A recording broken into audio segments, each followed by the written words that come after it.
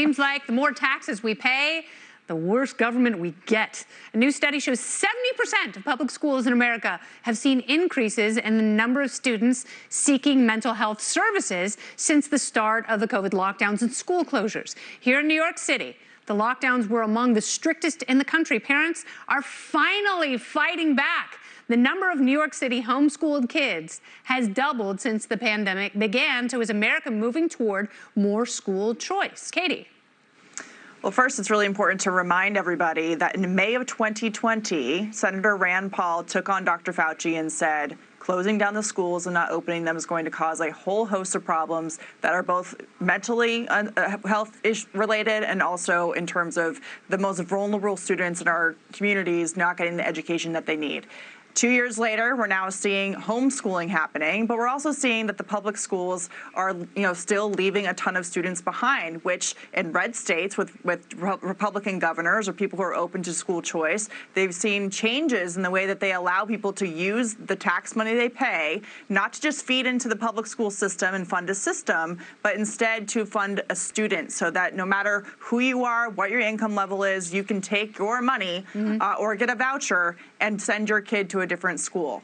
So it's a huge improvement in the way that the school choice movement has been able to move forward, ironically, thanks to the way the teachers' unions conducted themselves during the pandemic.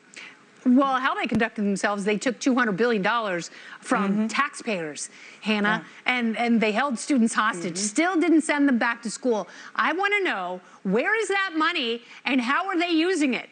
And if they haven't used it by the end of this coming school year, they have to give it all back. Every cent, every penny, because they're going to continue to fail. They're going to fail in their schools and they're going to fail our kids. And that is going to have societal ramifications that we will be feeling for 2 generations. Your thoughts? Yeah, absolutely. The first time I came on this show, Kennedy, I told you I didn't want to have kids. And this is one of those moments where I'm glad I don't, because I don't know where I'd go with my anger if I was a parent who had dealt with this ordeal over the past 2 years. This was predicted and predictable. We knew that this was going to hurt kids. We said that over and over and over. But the teachers' unions and the people getting rich off the administrative state within the education system did not care, because they don't care about your kids. They just care about enriching themselves. We spend $15,000 per year per kid on average in our public schools. For what? That's almost double the actual tuition for private schools in this country, and yet we have worse educational outcomes. We know those dollars are not going to the classrooms, and it's time for people to start to fight back. We just saw Arizona pass an amazing comprehensive school choice bill over the past legislative session. It's time for other red states to step up. Let's go in Florida.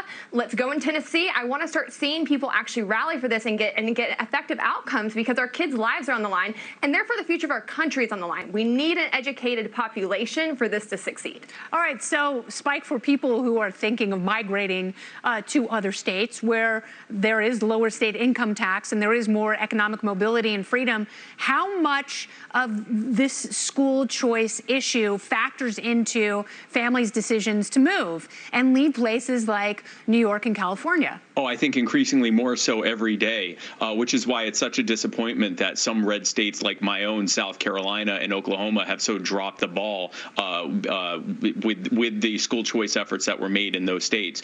Arizona, like Hannah said, that is probably the model that should be used by every state for school choice. And I agree with the former head of the former secretary of the Department of Education, Betsy DeVos, who recently has said multiple times that the entire federal Department of Education should be eliminated, that the federal government has done nothing but make things worse, spent a fortune in doing so. It needs to be put back, frankly, not just in the hands of the states, but in the hands of parents and individual schools and in the communities. I think that, I feel the spirit of Corey DeAngelis while we're sitting here talking, fund students and not systems and so forth. But the reality is, as he often says, they're complaining that these school choice bills are leading people to leave the schools and that it's going to defund the schools. Why?